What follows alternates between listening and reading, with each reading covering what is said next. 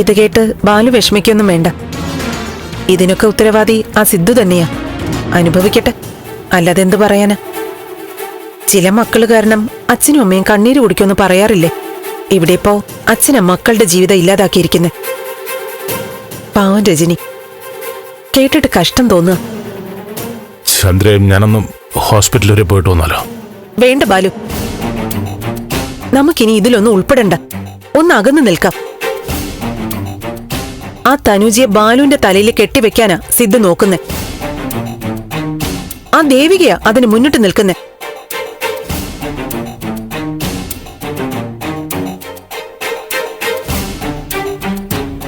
ദേവികയെ സിദ്ധുവൊക്കെ ബാലുവിന്റെ മനസ്സിലാക്കിയിട്ടുണ്ടെന്ന് എനിക്ക് തോന്നുന്നു. വേണ്ട ബാലു, സിദ്ധു ചെയ്ത പാപത്തിന്റെ ബലം സിദ്ധു തന്നെ അനുഭവിച്ചാ മതി. ഇനി അവിടുത്തെ ഒരു പ്രശ്നത്തിലും നമ്മൾ ഇടപെടാൻ പോണ്ട.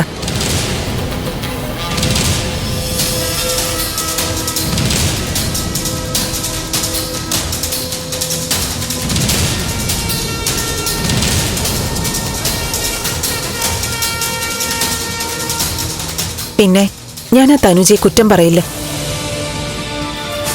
എത്രയെന്നും പറഞ്ഞ ഒരു പെണ്ണ് സഹിക്കുക.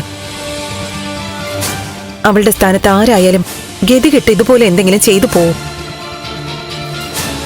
സിദ്ധു ഇനിയെങ്കിലും ഒന്ന് പഠിച്ചാ മതി. എന്തായാലും ഈ അവസ്ഥയിൽ അവനെ കുറ്റപ്പെടുത്തരുത് ചന്ദ്രേ. ആ കണ്ടോ, ബാലുവിന്റെ കുഴപ്പം ഇതാ, പെട്ടെന്ന് മനസ്സലിയും. അന്ന് ബാലുവിനെ കുടിപ്പിച്ചത് സിദ്ധു ആയിരിക്കും, അത് ഉറപ്പാ. എന്നിട്ട് നല്ല പിള്ളയാവനാ ബാലുവിനെ രാത്രി ഇവിടെ കൊണ്ട് ഏൽപ്പിച്ചിട്ട് പോയത്. ഞാൻ പെർഫെക്റ്റ് എന്ന് അറിയിക്കാൻ. ഇനിയെങ്കിലും ബാലു മനുഷ്യരെ ഒന്ന് മനസ്സിലാക്ക്.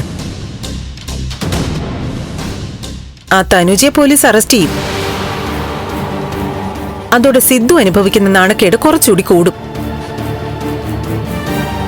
അവർക്കിനി പുറത്തിറങ്ങി നടക്കാൻ പറ്റാതെയാവും. പ്രഭയ്ക്ക് സമാധാനമുള്ള ജീവിതം ഈ ഇടയൊന്നും കിട്ടുമെന്ന് തോന്നുന്നില്ല. പാവം, ഭർത്താവിനെ ജീവന് തുല്യം സ്നേഹിച്ചിരുന്ന ഭാര്യയ്ക്ക് ദൈവം കൊടുക്കുന്ന വിധി നോക്ക്. അനുഭവിക്കട്ടെ, ചെയ്ത് കൂട്ടിയതിനൊക്കെ സിദ്ധുവും കുടുംബം അനുഭവിക്കട്ടെ.